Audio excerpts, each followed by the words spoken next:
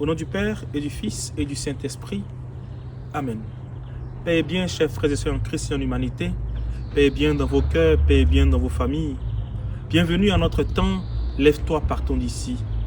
Oui, c'est une lucarne qui, tout au long de ce temps de carême, nous accompagnera dans ce cheminement avec le Christ. Chaque vendredi, vous aurez une capsule qui vous permettra d'être au contact de la parole de Dieu.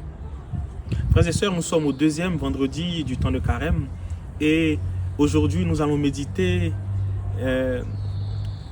deux versets du psaume 129 ou 130 en fonction des versions. Dans cette portion de la parole de Dieu, le psalmiste nous dit: si Dieu tu retiens nos fautes, qui subsistera? Mais auprès de toi se trouve le pardon pour que l'homme te craigne. Frères et sœurs, dans cette portion de la parole, nous pouvons la fragmenter en trois parties. La première partie est dans le verset 3, dans lequel le psalmiste nous dit: si Dieu tu retiens nos fautes, qui subsistera? Frères et sœurs, il y a une réalité qui est claire. À part Jésus, nous sommes tous des pécheurs.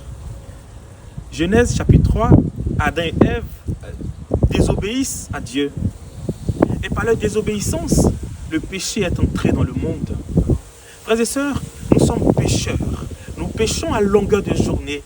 Nous péchons en parole, en pensée, par action et par omission. Nous sommes des pécheurs. Nous sommes des pécheurs. C'est une réalité indéniable. Le deuxième élément, la deuxième partie, le psalmiste nous dit: mais auprès de toi se trouve le pardon. Frères et sœurs, une autre réalité joyeuse. Auprès de Dieu se trouve le pardon. Frères et sœurs, il est vrai que nous sommes des pécheurs. Il est vrai que nous commettons des péchés parfois exécrables, parfois graves. Mais le psalmiste nous dit: auprès de toi se trouve le pardon. Auprès de Dieu se trouve le pardon. Et le meilleur moyen pour nous, chrétiens, catholiques, c'est le chemin du sacrement de réconciliation.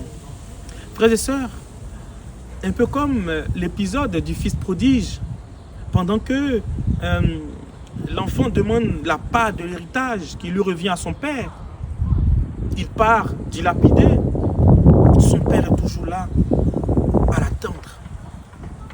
Son père est toujours là, comme le Seigneur qui est toujours là, qui est toujours présent dans le sacrement de réconciliation. Oui, frères et sœurs, il nous faut aimer le sacrement de réconciliation. Il nous faut recourir au sacrement de réconciliation toutes les fois où nous péchons. Toutes les fois où nous péchons, nous devons courir pour retrouver notre Dieu auprès de qui se trouve le pardon. Oui, c'est important. Il est important que nous retrouvions, frères et sœurs, le chemin du sacrement de réconciliation toutes les fois où nous tombons dans le péché. Frères et sœurs, dans le sacrement de réconciliation, en filigrane, il y a l'amour de Dieu. Il y a la compassion de Dieu. Il y a la miséricorde de Dieu. Il y a deux acteurs dans le sacrement de réconciliation. Il y a le pénitent et il y a celui qui absout. Mais il n'absout pas en son nom propre. Il absout au nom de Dieu. C'est pourquoi vous ne devez pas avoir peur. Vous ne devez pas avoir honte lorsque vous partez vous confesser. Parce que il est vrai que c'est à un homme de façon physique que vous confessez vos fautes. Mais c'est à Dieu que vous confessez vos péchés. Et quand il vous absout au nom de Dieu. Et votre péché est effacé. Votre casier judiciaire spirituel est blanchi. Cela me pousse à parler un peu de Padre Pio. Vous le savez bien, après son ordination sacerdotale le 10 août 1910, un de ses directeurs spirituels, le père Agostino, lui disait ceci. Il lui disait: au vu de ta santé, ça va être difficile pour toi de prêcher.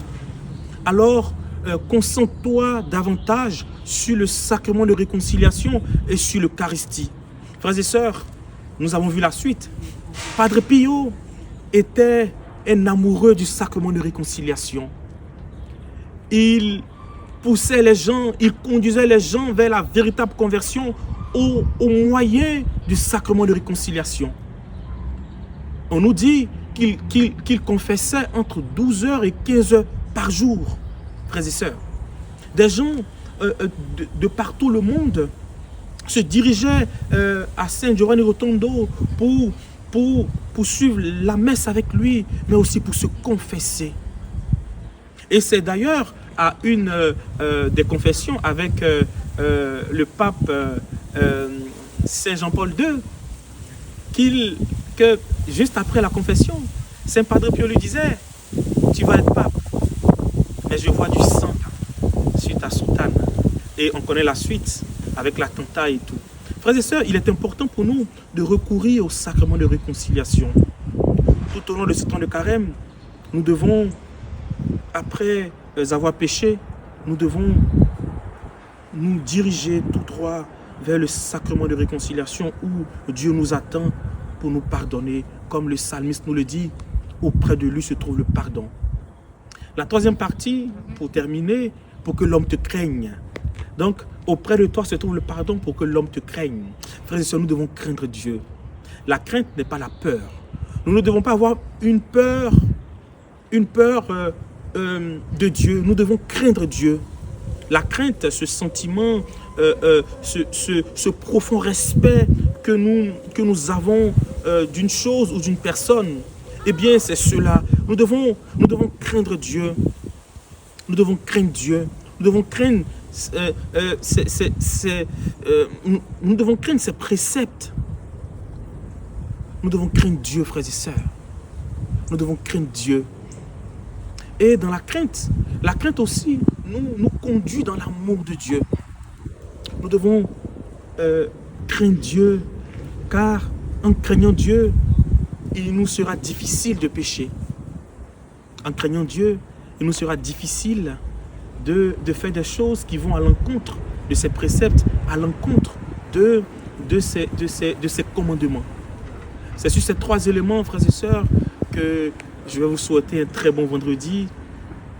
Je veux vous exhorter à tenir bon, frères et sœurs, car vous savez, le chemin est long, mais au bout, nous avons la résurrection. Que Dieu vous bénisse, qu'il vous garde, qu'il vous donne la force de continuer tout au long de ce temps à vous rapprocher davantage de Dieu. Dieu vous aime. Amen. Au nom du Père et du Fils et du Saint-Esprit.